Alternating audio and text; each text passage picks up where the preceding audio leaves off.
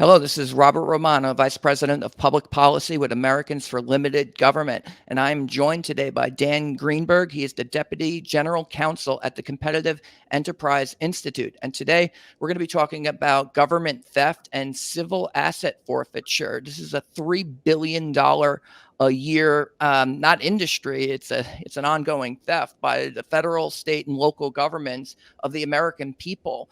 If you happen to get pulled over or arrested, police departments all over the country are seizing property, and it's often not returned, and it's often not even related to a prosecution or a conviction in a court of law.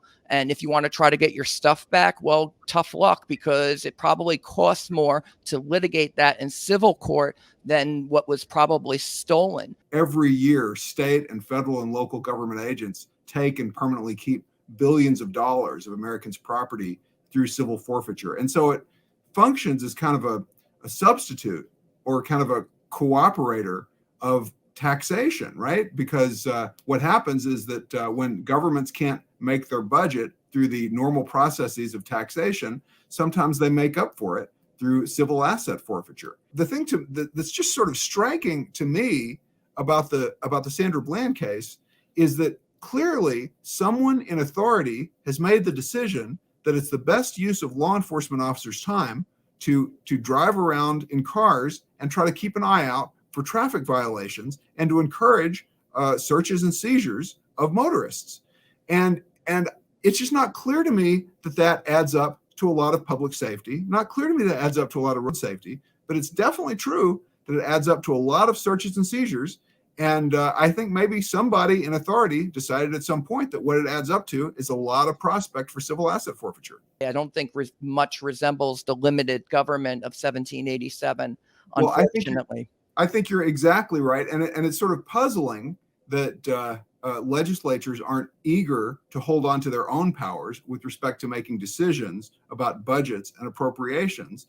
But I think it becomes more clear when you realize that the fewer decisions legislatures have to make in this area, in that respect, there are fewer ways that those elected officials, those policymakers, can be held accountable. So if they don't have to make decisions, if they don't get forced to make decisions that are publicly accountable, some of them kind of like that. So that again is sort of a failure of popular government, and it's a failure of the kind of constitutional government with its mechanisms for democratic public accountability that we're supposed to have, and that the administrative state, as you recognize, is so threatening to.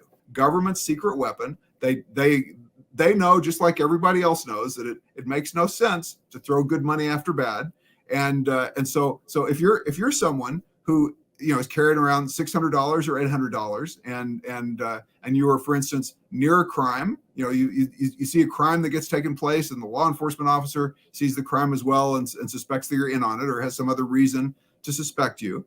It's possible, and again, it happens hundreds or thousands of times a year. It's possible that $600 or $800 will get seized. And then you will be in an interesting situation, because you will look at what investors call your expected value. How much are you going to have to spend in order to get your $800 back, which is going to be substantially more than $800.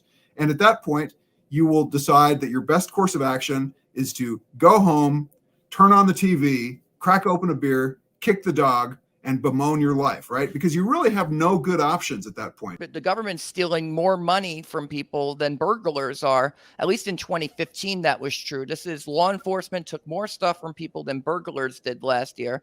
Christopher Ingram, I think, citing FBI crime reports and Institute for Justice, they say. And this is from Wonk Blog.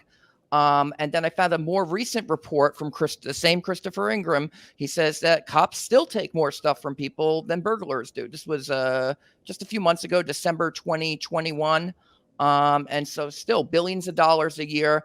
Every year, the government's taking more from people than burglars. It's quite disturbing that the people who are charged with enforcing your rights are, with respect to some property owners, actually more threatening than the burglars, whose line of work is to take your money. Because obviously, when police officers take your money, they don't go to jail, they're not deterred, and in fact, there are certain incentives, right? There are certain incentives for law enforcement officers and prosecutors to take people's money, because it goes to budgets, right? It can be Oh, used yeah. for budgets, and ultimately those budgets sometimes get used for raises.